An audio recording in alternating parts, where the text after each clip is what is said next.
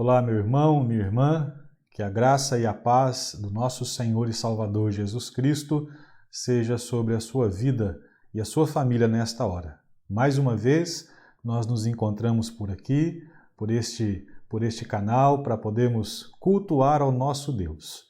E que este momento que vamos passar, que esta oportunidade que teremos juntos, seja de fato para a edificação das nossas vidas e que o nome do Senhor seja glorificado por isso. Eu gostaria de ler um trecho das Escrituras que se encontra no Salmo 95 e vou ler do verso 1 até o verso de número 7, dando assim início ao nosso tempo de culto e de adoração ao nosso Deus. A palavra de Deus nos diz assim no Salmo 95: Vinde, cantemos ao Senhor com júbilo, celebremos o rochedo da nossa salvação. Saiamos ao seu encontro com ações de graças, vitoriemo-lo com salmos. Porque o Senhor é o Deus supremo e o grande Rei acima de todos os deuses. Nas suas mãos estão as profundezas da terra e as alturas dos montes lhe pertencem. Dele é o mar, pois ele o fez, obra de suas mãos os continentes. Vinde, adoremos e prostremo-nos. Ajoelhemos diante do Senhor que nos criou. Ele é o nosso Deus e nós, povo do seu pasto e ovelhas de suas mãos. É assim que nós nos sentimos na presença do nosso Deus. Nós nos sentimos cuidados pelo Senhor, porque Ele é o bom pastor e nós somos ovelhas deste bom pastor. Que você possa cultuar a Deus, que você possa honrar ao Senhor aí onde você está, através de canções, das orações, mas principalmente através da sua atenção à palavra de Deus e que esta palavra edifique a sua vida nesta hora. Convido você a se colocar em oração comigo, eu vou orar e peço que você acompanhe nesse momento. Pai, muito obrigado por esta hora, obrigado pela tua palavra que foi lida nesse instante e pela tua palavra que ainda será lida. A tua palavra é alimento para as nossas vidas. A tua palavra é a vontade e a verdade do Senhor revelada para as nossas vidas. Que o teu Espírito Santo, ó Deus, possa aplicar esta palavra santa em nossos corações e na nossa mente. E que ao findar deste culto a Deus, nós tenhamos sim a nossa mente e a nossa alma edificados pela tua palavra, a nossa vida impactada por ela e transformada por ela. E que através das nossas vidas, o teu nome, ó Deus, seja exaltado. Sê com as nossas vidas nesta hora, assim colocamos-nos diante do Senhor e pedimos a tua misericórdia sobre todos nós. Oramos agradecidos ao Deus que nos ouve, ao Deus que está presente e ao Deus que fala as nossas vidas. E oramos nos méritos de Jesus. Amém. Vamos louvar o nosso Deus com o grupo de louvor através de uma canção.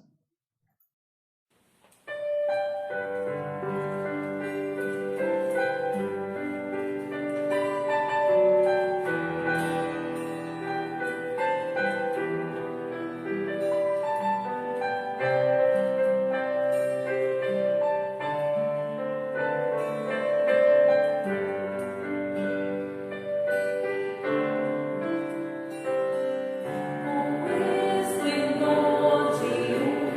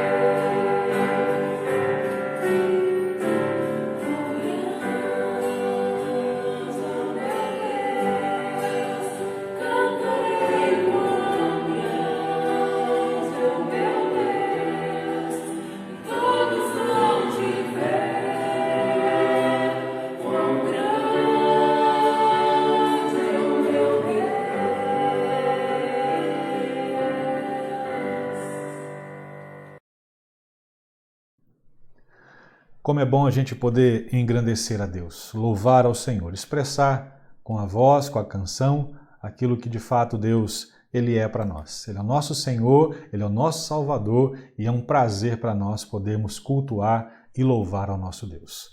Gostaria então de trazer esse momento da meditação da palavra para nós nessa hora, na palavra de Deus. Hoje nós estaremos começando uma nova série de mensagens e esta nova série de mensagens tem como título Jesus Puro e Simples. E você vai ver aí já estão os temas que serão tratados nos próximos domingos dentro dessa mensagem Jesus Puro e Simples. O conceito dessa ideia, desta mensagem ou desta série, ela traz para a gente uma ideia para a gente poder pensar um pouco sobre a realidade de Jesus Cristo. Jesus, ele é uma figura emblemática na história, né? E a figura de Jesus já foi descrita de diversas maneiras, né? Jesus já foi visto de maneira pop, de maneira filosófica, de maneira religiosa, de maneira política, de maneira ideológica, até hollywoodiana. A figura de Jesus já foi mostrada, né, nas telas. Mas nenhuma dessas versões mostra efetivamente quem Jesus é, o que Jesus faz e muito menos traz respostas à vida humana, respostas que a vida humana precisa. A Bíblia apresenta a Jesus Cristo como Filho de Deus de maneira muito simples. Ele é o homem que veio a este mundo, se identificou com as nossas vidas, se fez presente na nossa rotina, mostrou a imagem do grande Deus de amor que se importa com a gente. Em outras palavras, Jesus, sem as maquiagens, sem os holofotes, sem os conceitos meramente humanos, ele é pura e simplesmente o Filho de Deus que veio até nós. É essa perspectiva que nós queremos trazer para você dentro dessa temática, dessa nova série, Jesus Puro e Simples. E hoje eu gostaria de convidar você a acompanhar comigo a leitura que vai se encontrar então no texto de Mateus, no capítulo 1, e nós vamos fazer a leitura do verso 1 até o verso de número 23. Vai ser a porção que leremos nessa hora para nossa edificação. E eu peço que você acompanhe aí o texto da palavra de Deus. Nos diz assim: registro da genealogia de Jesus Cristo, filho de Davi, filho de Abraão. Abraão gerou Isaque, Isaque gerou Jacó, Jacó gerou a Judá e a seus irmãos. Judá gerou Pérez e Zerá, cuja mãe foi Tamar. Pérez gerou Esrom, Esrom gerou Arão, Arão gerou Aminadab, Aminadab gerou Naasson, Naasson gerou Salmão, Salmão gerou Boaz, cuja mãe foi Raabe. Boaz gerou Obed, cuja mãe foi Rute. Obed gerou Jessé. E Jessé gerou o rei Davi.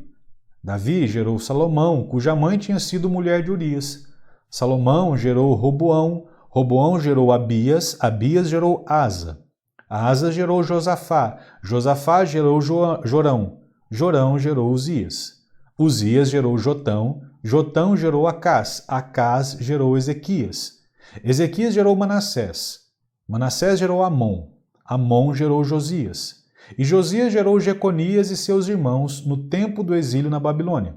Depois do exílio na Babilônia, Jeconias gerou Salatiel. Salatiel gerou Zorobabel. Zorobabel gerou Abiúde. Abiúde gerou Eliaquim. Eliaquim gerou Azor. Azor gerou Sadoc. Sadoc gerou Aquim. Aquim gerou Eliúde. Eliúde gerou Eleazar. Eleazar gerou Matã. Matã gerou Jacó. E Jacó gerou José, marido de Maria, da qual nasceu Jesus, que é chamado Cristo.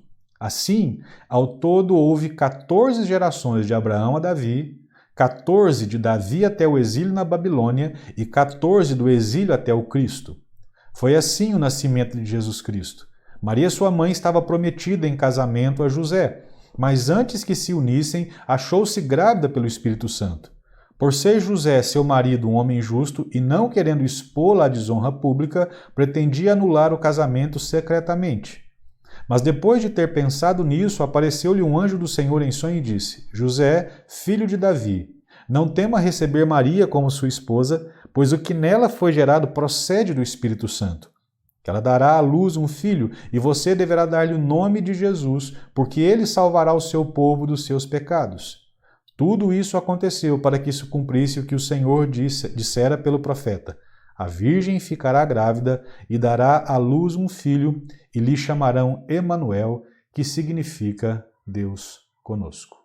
Amém. Que o Senhor nos abençoe na exposição da sua santa palavra nesta hora. Nós temos vivido tempos, digamos assim, de um caos muito grande na história.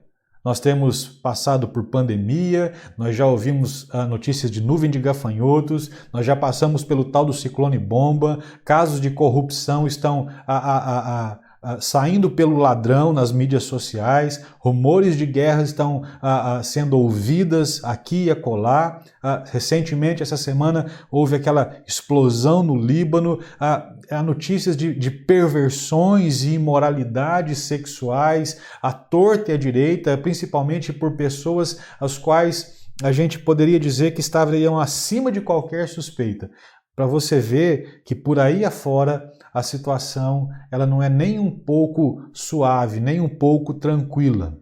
E a gente percebe que existe algo de profundamente errado e de mal com o mundo. E nós ficamos nos debatendo no meio disso tudo. A gente fica tentando sobreviver, não é, diante de toda essa realidade. E diante de notícias como essas, ou de um quadro catastrófico como esse que a gente acabou de descrever, só existe um que pode efetivamente, realmente mudar essa realidade, que pode nos trazer uma esperança e apontar para uma restauração efetiva, real, tanto da vida minha e sua, quanto da própria humanidade. E o único que pode fazer isso é Jesus Cristo, o Filho de Deus. Mas quem é Jesus?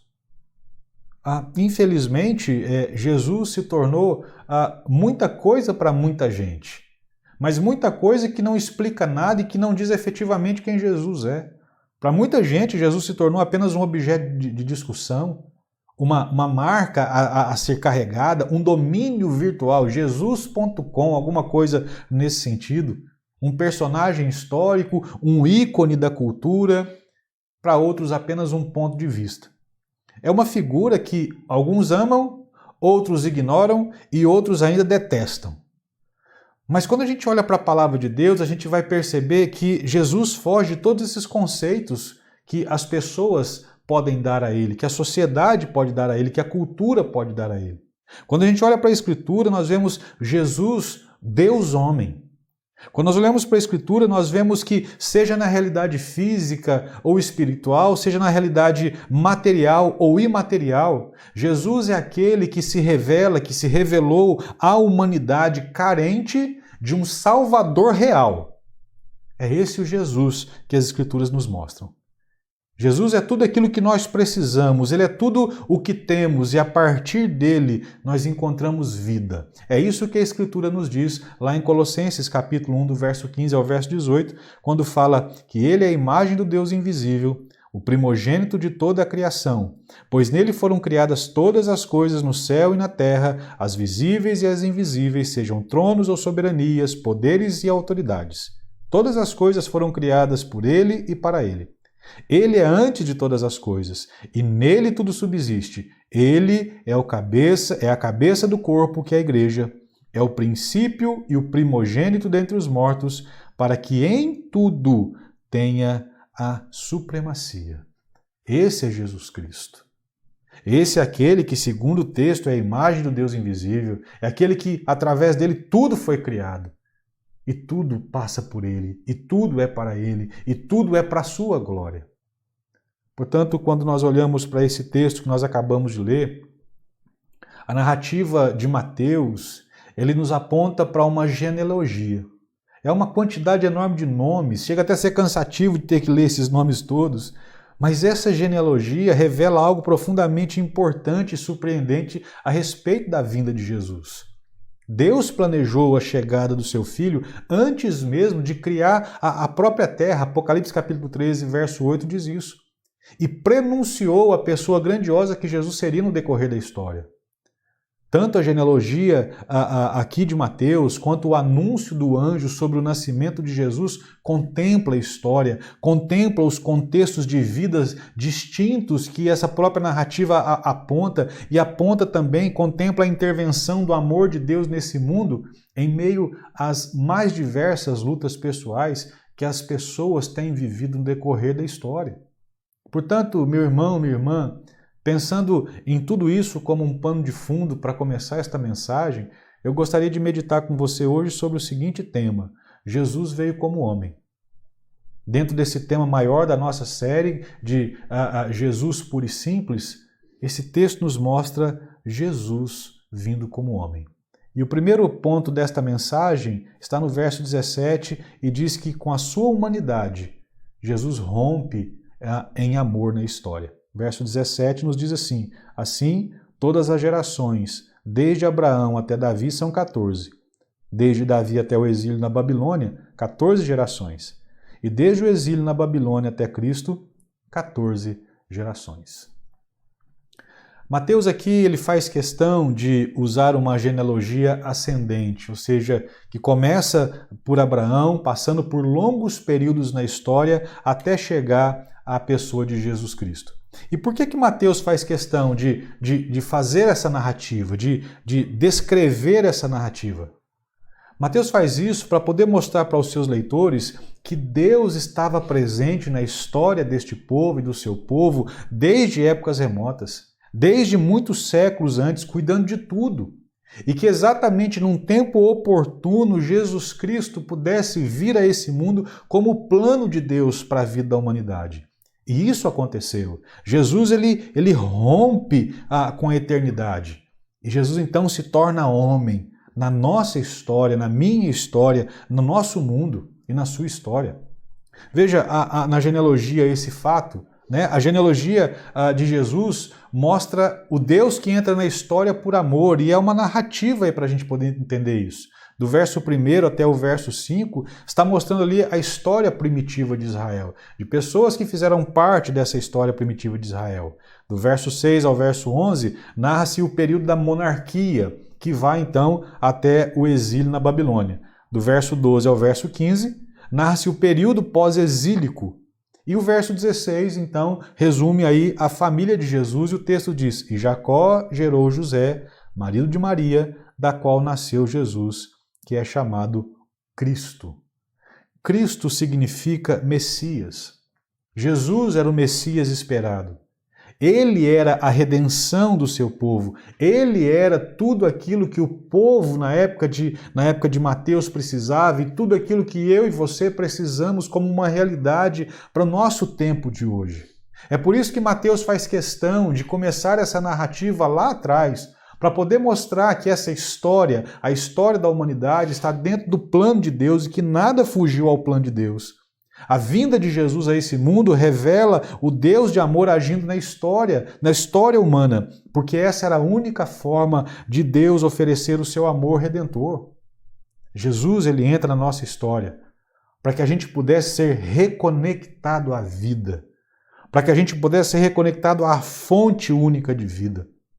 A gente estava longe de Deus. A humanidade estava longe de Deus. A humanidade estava longe do amor de Deus. E Jesus vem a esse mundo exatamente para demonstrar o amor de Deus na direção da humanidade. Enquanto a humanidade caminha a passos largos para mais longe de Deus, Deus caminha a passos ainda mais largos na direção da humanidade, para que essa humanidade possa aprender o que é amor, o que é ser amado por Deus. É exatamente essa a ênfase de João capítulo 3, versos 16 e 17. O texto nos diz assim: porque Deus amou o mundo tanto que deu o seu único Filho para que todo aquele que nele crê não morra, mas tenha a vida eterna. Pois Deus mandou o seu Filho para salvar o mundo e não para julgá-lo. Veja, Jesus ele rompe com o tempo eterno e ele adentra o nosso tempo, a nossa realidade humana. A Bíblia nos fala a respeito de duas realidades de tempo bem distintas. Ela fala de um tempo chamado Cronos e de um tempo chamado Kairos. Cronos é o nosso tempo, com os nossos segundos, os nossos minutos, horas, dias, semanas, meses e anos. É o tempo que nós contamos, né? Que nós fazemos aniversário, nosso tempo natalício. Mas Kairos é um tempo específico, é um tempo especial que acontece fora da nossa perspectiva, mas que lança luz sobre essa realidade do Cronos, do nosso tempo. E o apóstolo Paulo, ele vai mostrar para a gente como é que isso funciona. O apóstolo Paulo vai mostrar para a gente que no momento certo da história, Deus enviou Jesus Cristo para adentrar no nosso tempo. Num tempo certo na eternidade, Deus envia Jesus Cristo para que ele rompa o tempo e entre na nossa realidade física. Gálatas capítulo 4, verso 4 diz isso. Quando chegou a plenitude do tempo, o tempo específico, o tempo especial, Deus enviou seu Filho, nascido de mulher. É assim que Deus faz. Deus envia Jesus Cristo como homem e com a sua humanidade, ele rompe em amor na história da humanidade. Há uma ilustração que me chama muita atenção. C.S. Lewis, ele escreveu as Crônicas de Nárnia. E ao escrever as Crônicas de Nárnia, ele procura apresentar através da ficção a realidade cristã. E num desses seus escritos, do seu livro, né, que se tornou filme, Na Viagem do Peregrino da Alvorada, há uma conversa no final do filme entre Aslan. Aslan é o leão. E esse leão representa a figura de Jesus.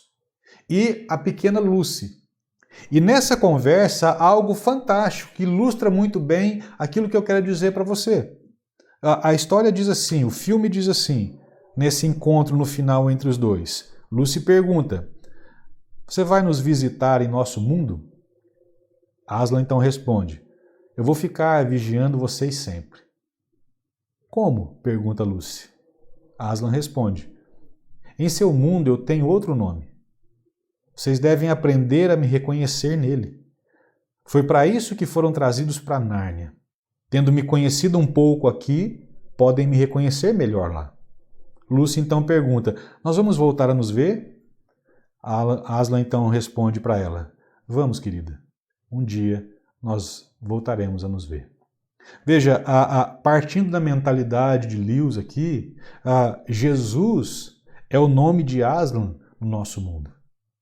Se você não assistiu nenhum filme das Crônicas de Nárnia, assista. E você vai entender a mentalidade de Lewis nessa perspectiva. Mas eu estou dizendo isso para você, usei essa figura de linguagem para mostrar para você que Jesus veio a esse mundo. E Jesus veio a esse mundo para que nós possamos reconhecê-lo e experimentar do grande amor que ele tem pelas nossas vidas, amor que nós não encontramos em ninguém, em nenhum lugar sobre a face da terra e fora, a não ser em Jesus. Jesus veio a esse mundo para que nós pudéssemos encontrá-lo. Veja, Deus oportunizando, Deus dando condições da gente poder encontrar com o seu amor. Nós desejamos ser amados e não existe outra forma de sermos amados da maneira mais plena, senão através de Jesus Cristo, senão através do Senhor Deus. Jesus veio a esse mundo, se encarnou, e deixou uma trilha até propositalmente para que a gente possa encontrá-lo, meus queridos. É isso, sabe aquela história do João e Maria que vão deixando migalhinhas de pão pelo caminho para que eles possam não se perder e voltar pelo caminho certo? É isso que Deus fez. Essa trilha que Deus deixou não foram apenas migalhas, mas foi uma pessoa, foi Jesus Cristo. Para que nós pudéssemos nos encontrar com Ele, e ao encontrarmos com Ele, encontrar Deus na sua plenitude e no seu amor. A palavra de Deus nos diz em Jeremias 29:13, buscar-me-eis e me achareis, quando me buscarem de todo o vosso coração. Jesus diz lá em Mateus capítulo 11, venham a mim, todos que estão carregados e sobrecarregados, e eu vos aliviarei. Você percebe a trilha que Deus nos deixou para irmos até Jesus? Jesus veio a esse mundo caído e marcado pelas mazelas do pecado, para que eu e você, para que qualquer pessoa tenha a oportunidade de se encontrar com Ele e experimentar algo extraordinário na sua vida. Irmãos, isso me mostra que a nossa história, a minha história, que a sua história, a história de qualquer pessoa, ela não é uma casualidade. A nossa história, ela não é um karma A nossa história não é uma série de coincidências. A nossa história ela está dentro do plano eterno de Deus, de uma história muito maior, as quais eu e você às vezes não temos a menor noção disso. E isso mostra para nós, através dessa genealogia, que Deus continua no controle da história. Deus continua no controle do mundo. A minha vida e a sua vida não está com um barco à deriva, o Senhor está no controle de tudo. É isso que o Salmo nos mostra. Salmo 139, verso 13 a 16, nos diz assim: pois tu formaste o meu interior, tu me teceste no ventre da minha mãe. Graças te dou, visto que de modo assombrosamente maravilhoso me formaste. As tuas obras são admiráveis, a minha alma o sabe muito bem. Os meus ossos não te foram encobertos quando no oculto fui formado e entretecido como nas profundezas da terra. Os teus olhos viram a minha substância ainda informe, e no teu livro foram escritos todos os meus dias determinados, cada um deles escrito, quando nenhum deles ainda existia. Você entendeu isso? A nossa vida não está jogada ao léu, a nossa vida está dentro de um plano de Deus. E Jesus entra na história pessoal de cada um de nós para que a gente possa conhecer o amor de Deus por nós.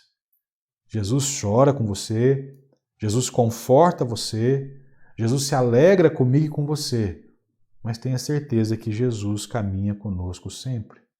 A nossa história, ela está intimamente, inteiramente conectada à história de Jesus Cristo. Jesus é a esperança de Israel? Era o Messias prometido para Israel? Sim, mas também Jesus é a esperança da humanidade. Jesus é o Messias que a humanidade precisa. Isso nos leva então ao segundo ponto dessa mensagem. Jesus veio como homem e com a sua humanidade revela-se cheio de graça. O verso 21 nos diz assim: ela dará à luz um filho, e você porá nele o nome de Jesus, porque ele salvará o seu povo dos pecados dele. Veja, Mateus, antes de começar a falar qualquer coisa sobre o que Jesus faria, Mateus ele relata a respeito da graça de Deus revelada em Jesus Cristo a nós. Ele faz questão de mostrar isso, Deus revelando a sua graça através do seu Filho Jesus Cristo à nossa vida. Eu preciso repetir isso. Isso é importante para que você entenda e para que eu entenda a nossa história. Ela está inteiramente conectada à história de Cristo. Isso precisa ficar claro. Precisa ficar claro que Jesus não é apenas a esperança de Israel, mas Jesus é a esperança da minha vida, da sua vida. Jesus é a esperança da humanidade. A genealogia de Jesus, aquele punhado de nomes, aquele punhado de pessoas que são citadas ali, aponta para realidades que certamente, preste atenção, nenhum judeu gostaria, ou melhor, qualquer judeu gostaria de esconder. Existem nomes que estão ali que para um judeu ortodoxo, para um judeu sério, não deveria estar ali. Não deveria ser nomeada aquela situação. Mas veja, Mateus cita nome de pessoas de reputação duvidosa, de pessoas com atitudes imorais. Mas ele faz isso para mostrar exatamente o amor incondicional de Deus, o amor não merecido que nós recebemos e que aquelas pessoas receberam. Veja para você ver alguns personagens que aparecem nessa genealogia que mostram essa realidade.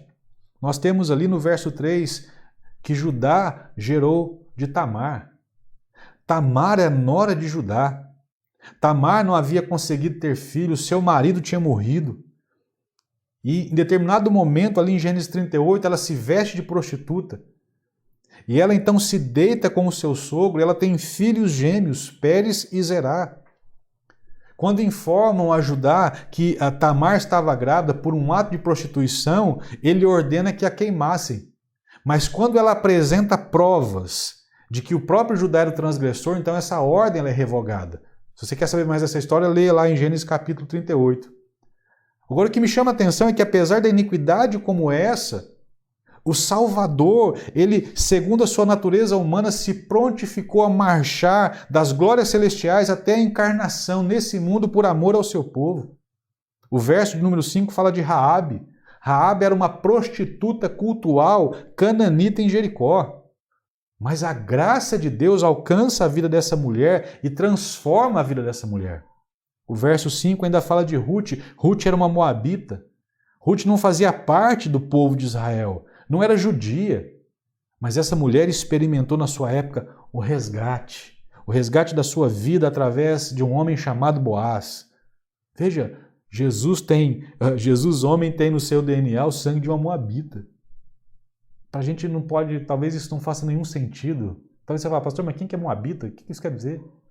Entenda só uma coisa, essas pessoas, dentro da mentalidade judaica, elas não deveriam estar ali, porque elas não faziam parte do povo de Israel. O verso 6 fala de Betseba, a esposa de Urias. Ela foi a causa da queda de Davi. O que eu quero dizer com isso, e o que Mateus faz questão de mostrar com isso, é que pessoas que não mereciam, elas são alcançadas pela graça de Deus em Jesus Cristo. Na sua humanidade, Jesus revela-se cheio de graça e cheio de misericórdia. Jesus vem destas relações. E com isso, entenda uma coisa, Jesus não está afirmando mentiras e perversões, mas Jesus está mostrando, Deus está mostrando que a graça é derramada sobre a vida de pessoas, apesar das situações de vida delas. O que nós vemos nesse texto, na genealogia, com a história dessas pessoas, é o que se encontra lá em Romanos, capítulo 11, verso 33 em diante. Ó profundidade da riqueza, tanto da sabedoria como do conhecimento de Deus, quão inexplicáveis são os teus juízos e quão insondáveis são os seus caminhos. Pois quem conheceu a mente do Senhor, ou quem foi o seu conselheiro? Porque dele, por meio dele, para ele são todas as coisas. A ele seja a glória para sempre. Amém. É isso que nós vemos. Nós vemos essas inexplicáveis maneiras de Deus agir. Essa forma insondável do caminho de Deus e que a gente não compreende a mente de Deus, as maneiras como Deus faz, mas Ele faz, e assim a mais estranha e bizarra das histórias realiza a mais louca das promessas. Trazer Deus para a morada dos homens. Pois o filho do homem era o filho de Judá e Tamar, de Raabe, de Ruth, de Betseba e de Maria. Olha que coisa fascinante. Sabe o que isso nos mostra? Isso nos mostra que os poréns dos homens não são os poréns de Deus. Isso nos mostra que os planos e pensamentos de Deus estão em compassos totalmente diferentes dos planos e pensamentos nossos, dos nossos conceitos, de qualquer coisa que a gente possa pensar a respeito disso, dos nossos julgamentos. O pastor Caio Fábio fala algo que é fascinante a respeito da maneira de Deus trabalhar e agir na história. Ele diz assim: Deus salva quem quer, como quer e onde quer, e não se aconselha com ninguém acerca do bem que deseja realizar no mundo caído, onde nem sempre o bem se realiza ou se aparenta como algo imediatamente bom, visto que as coisas existentes estão em permanente estado de contradição e disritmia com o mover e a graça de Deus. Entenda uma coisa, meu irmão, minha irmã, onde o homem falhou, Cristo resolveu. Pelo pecado do homem veio a morte, mas pela morte de Cristo veio a vida. E é isso que João nos diz, lá em João capítulo 1, verso 14, e a palavra se fez humana e habitou entre nós, cheio de graça e de verdade, e nele vimos a revelação da natureza divina, natureza que ele recebeu como Filho único do Pai. Jesus disse em Marcos capítulo 2 que os sãos não precisam de médico, e sim os doentes. Ele disse assim: eu não vim chamar justos, eu vim chamar pecadores ao arrependimento. Estes somos nós. Preste atenção nisso, todos nós temos um pouco de Tamar, temos um pouco de Raabe, temos um pouco de Ruth, temos um pouco de Davi, temos um pouco de José. Todos nós carecemos da graça de Deus. E essa graça é vista e recebida em Jesus Cristo. Essa narrativa, os nomes destas pessoas nos mostram que para Deus não existem histórias irrecuperáveis. Nos mostra que para Jesus Cristo não existem pessoas insignificantes. E que para o poder de Deus não existe nada, absolutamente nada que seja impossível. É isso que nós vemos nesse texto. Mas no amor de Jesus Cristo, cobre-se a multidão de pecados e uma nova vida nasce da relação com Ele. Colossenses capítulo 1, 13 e 14 diz: pois Ele nos resgatou do domínio das trevas e nos transportou para o reino do seu Filho amado, em quem temos a redenção, a saber, o perdão dos pecados. Entenda uma coisa, ninguém está tão longe ou tão perdido que não possa ser alvo da graça desse Deus maravilhoso. E é por isso que Ele se tornou homem entre nós. Ele se tornou homem por nós. E isso nos leva então ao último ponto dessa nossa mensagem. Jesus veio como homem e com a sua humanidade se identificou conosco. Verso 23 diz assim: eis que a Virgem conceberá e dará à luz um filho, e ele será chamado pelo nome de Emanuel, que significa Deus conosco. É exatamente isso que esse texto está querendo mostrar. Jesus veio a este mundo por nossa causa.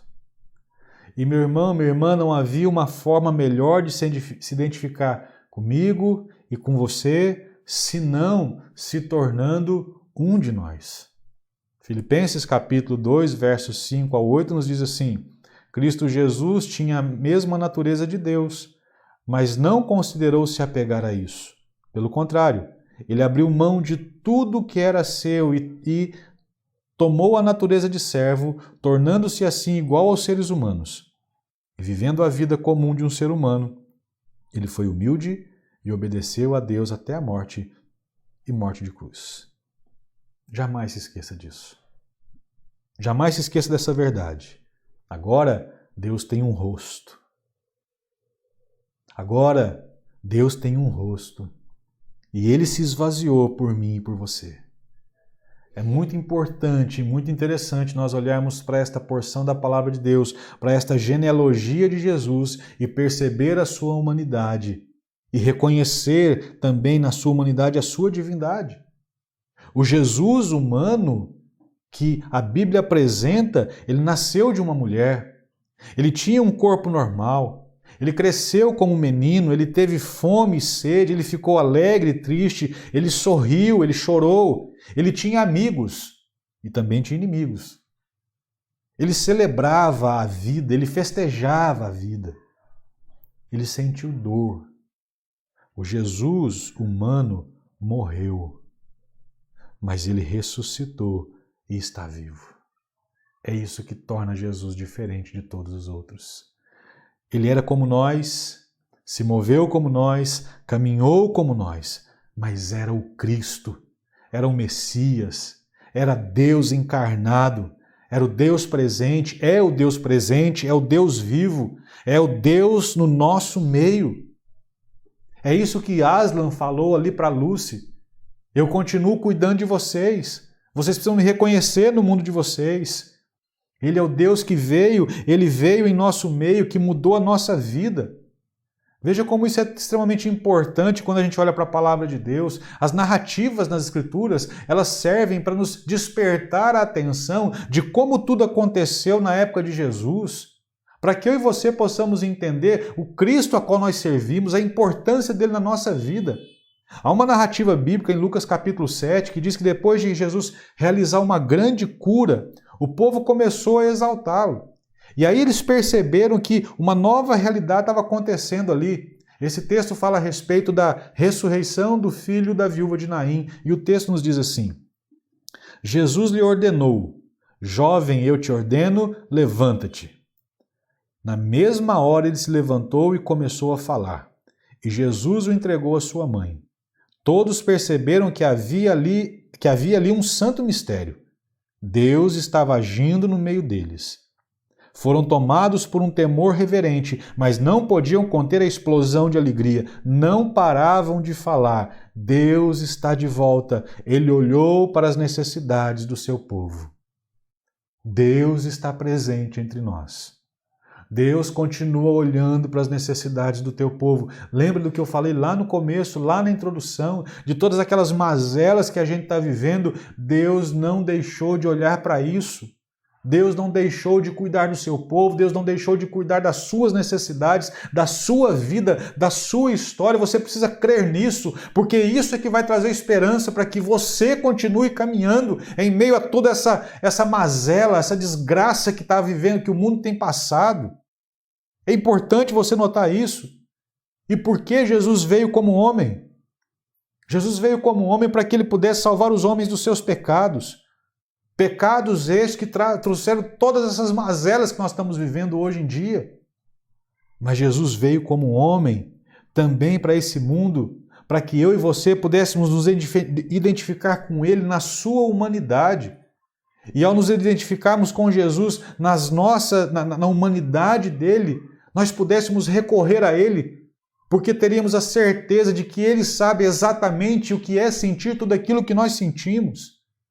Jesus conhece as suas mazelas espirituais, as suas dores físicas, as suas dores emocionais. Jesus se identifica com você nas injustiças sofridas pelos homens, pois ele sofreu exatamente tudo o que nós sofremos, porém sem pecado, porque ele era Deus. Mas ele faz isso para que você se identifique, para que você tenha uma referência, para que você saiba de alguém que sabe exatamente o que você tem sentido, exatamente o que você tem passado, e portanto você pode recorrer a Ele, buscá-lo, orar, clamar a Ele, porque Ele certamente te ouvirá. Se existe alguém a quem podemos recorrer nesses tempos de profunda aflição e dor, esse é Jesus. É o Filho de Deus encarnado, que veio a esse mundo pela minha vida e pela sua vida. Jesus, ele é o nosso único intercessor e o nosso único Salvador. A palavra de Deus nos diz isso em Hebreus capítulo 5, versos 7 e 8. Durante a sua vida aqui na terra, Cristo, em voz alta e com lágrimas, fez orações e súplicas a Deus que o podia salvar da morte. E as suas orações foram atendidas, porque ele era dedicado a Deus. Embora fosse o Filho de Deus, ele aprendeu, por meio dos seus sofrimentos, a ser obediente e tornou-se a fonte de eterna salvação para todos os que lhe obedecem. Não se esqueça disso. Jesus, ele é o nosso único intercessor e o nosso único Salvador. Concluindo então esta mensagem, Jesus veio como homem, rompendo na história da humanidade como expressão absoluta do amor de Deus. Ele veio cheio de graça para mudar a história de homens e mulheres que têm as suas vidas marcadas pelas mais diferentes experiências, mostrando que para ele não há histórias irrecuperáveis, pessoas insignificantes, nem situações impossíveis. Jesus veio a esse mundo como homem para se identificar com a gente na nossa mais pura humanidade. Para você saber que existe alguém que realmente sabe o que você sente, passa e precisa. Por isso ele pode socorrer. Além disso, Jesus também veio a este mundo e se tornou um ser humano como nós, para que você possa se identificar com ele na maneira de viver sua vida em obediência ao Pai. Jesus puro e simples. Jesus veio a esse mundo como homem. Que você possa ter uma perspectiva real a respeito de quem é Jesus. E entenda uma coisa. A nossa vida não faz nenhum sentido sem o Senhor. Se nós não colocarmos a nossa vida diante do Senhor, a nossa vida tem como resultado final sempre desesperança. Porque é exatamente isso que nós estamos vivendo. Quando você deposita suas confianças nos homens, o que você vai colher sempre é desesperança. Mas quando você olha para Jesus Cristo como Filho de Deus, que se encarnou nesse mundo para se identificar conosco, para que você tenha um referencial a quem recorrer, a sua esperança se renova. E uma nova vida brota dentro de mim e de você, pela graça do Senhor. Que Deus te abençoe, em nome de Jesus. Vamos orar? Obrigado a Deus por esta hora. Obrigado por esta palavra poderosa. Obrigado por podermos ter, ó Deus, essa experiência especial de ouvirmos esta palavra que diz a respeito do Cristo. o Cristo vivo, o Cristo que se humanizou, que se encarnou, que habitou entre nós, cheio de graça e de verdade, para que nós pudéssemos ver através dele a tua graça e o teu amor, sendo direcionados a esta humanidade corrompida, em pecado e que carecia de esperança. Ó Deus, que o Senhor faça brotar no coração deste homem e desta mulher, deste irmão e desta irmã que está me ouvindo nesta hora, que está ouvindo esta mensagem, a verdadeira esperança no Cristo vivo, o Messias, o Salvador da humanidade.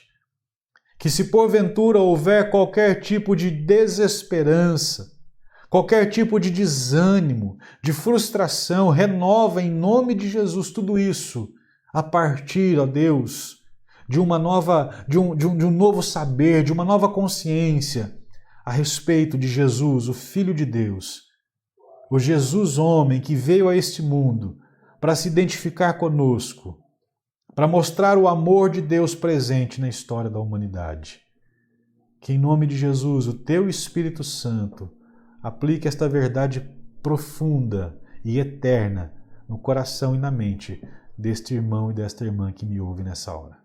Assim nós oramos, entregando as nossas vidas diante do Senhor e te agradecendo por esta palavra bendita. É no nome de Jesus e para a glória do Senhor que nós oramos. Amém. Que Deus abençoe a sua vida, a sua família e que Deus te dê uma boa semana em nome de Jesus. Amém.